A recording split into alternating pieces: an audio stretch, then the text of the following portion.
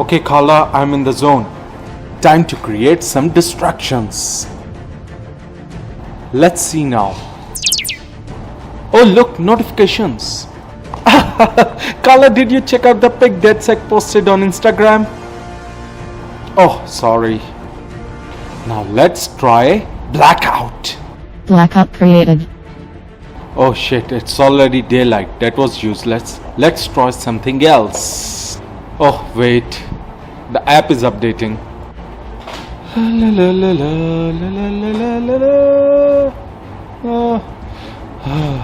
Oh, here we go. Take this! Pizza ordered. Say what? I didn't order a pizza! I wanted the traffic lights to be switched. Damn you stupid app! Battery low. No, I just charged you! Who has been playing Candy Crush here? Curse these Wi-Fi apps! Shit.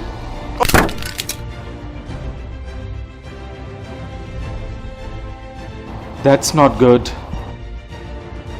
Carla isn't going to be happy about this. Should have bought a Nokia. Watch Dogs was once rumored to be made as modern-day Assassin's Creed game, and even though the inspiration seems to reflect in the game, but it's an altogether different beast, which is a good thing. Combining successful formulas of stealth games like Splinter Cell and open world free running of Assassin's Creed, Watch Dogs is able to maintain its own identity due to its plethora of hacking abilities which form the core essence of the game, making it stand out from the crowd.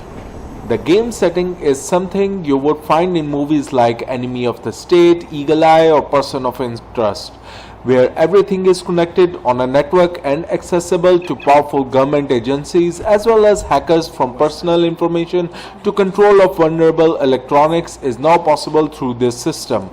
The presentation of the story is pretty strong in the game right from the beginning, and it never loses its grip even in later stages.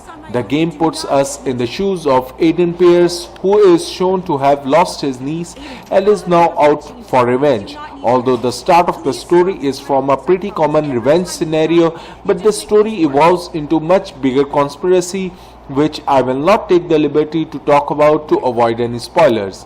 Voice acting is top notch, and from expression of emotions to darkness of the story are portrayed very well by the cast.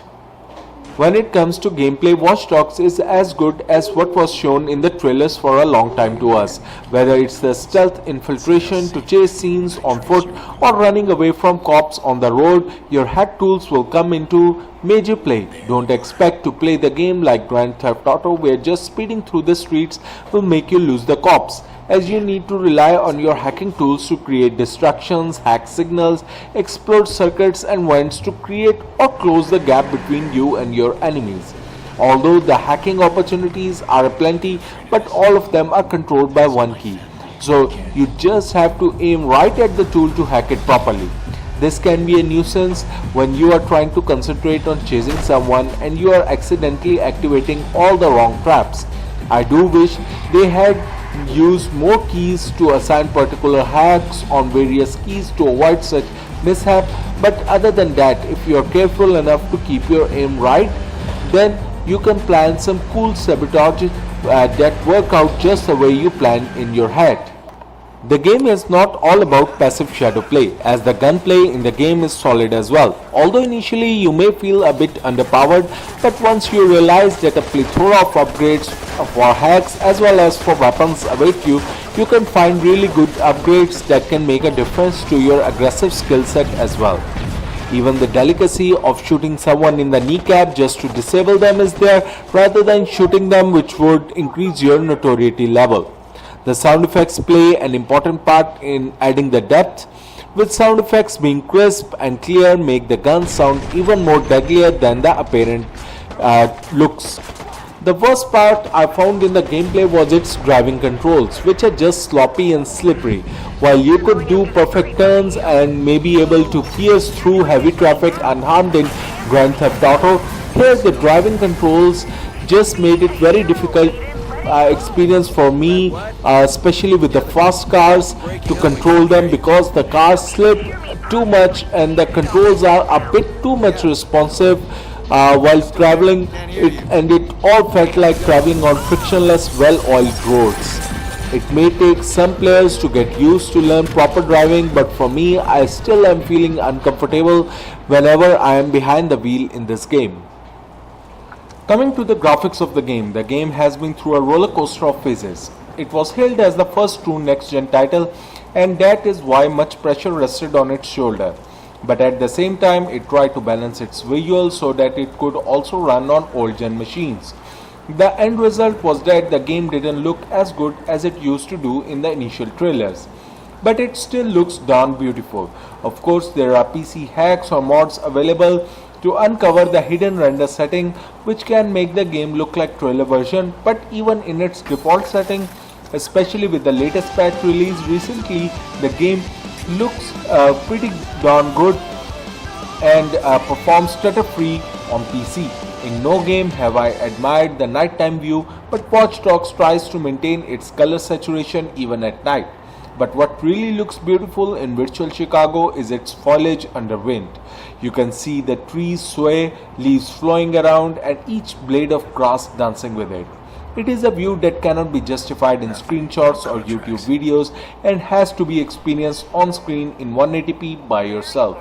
The crowds are not just there for aesthetic sense, but add to the gameplay, as you can run profiler on them, listen, read their ongoing conversations, hack their ATMs, which make you wonder how much extensive work developers had put into populating this world with realistic NPCs rather than just random AI robots.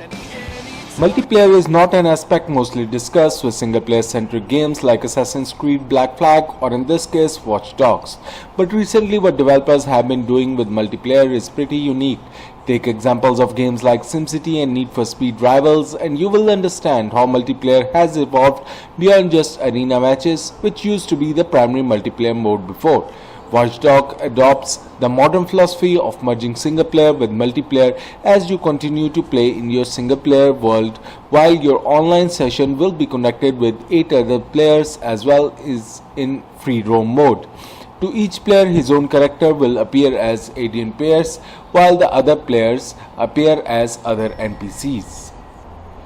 There are specific competitive multiplayer modes as well, most prominent of which would be Intrusion mode, which is a modern hacking version of hide and seek, as player tries to hack you while hiding and you must find them and stop them. Other game modes included are tailing, similar to Intrusion mode but involves more legwork, Decryption mode, which is similar to Capture the Flag with up to 8 players. The last game mode is Online Race mode, which will probably be the least fun for most as it is simply about racing. Multiplayer might not be a big selling point for the game, but it certainly adds a lot of gameplay hours as well as paranoia modes to the table for Watch Dogs. Lastly, I would like to mention about the CTOS mobile app. Companion apps have come a long way since the early days of being only a guide or stats tracker.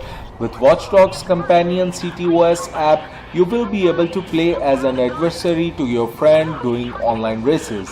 You can challenge them on pre-made or self-made racetracks and then hack ambushes to create hurdles in their path.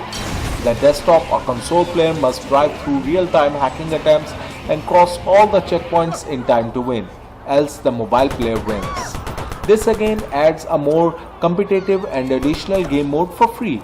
This app is available on iOS App Store as well as Google Play Store. Overall, it is an amazing game which is a great addition to Ubisoft's family of great games. It's not a perfect game, there are issues with its controls especially during driving, and you may experience some performance issues as well, but those are very minor. Beyond those issues, it nicely fulfills its promise of providing a modern, hacking-oriented open-world stealth game, which has a strong world setting, rich presentation, and a believable world to immerse you in. Overall, we give it 8 out of 10.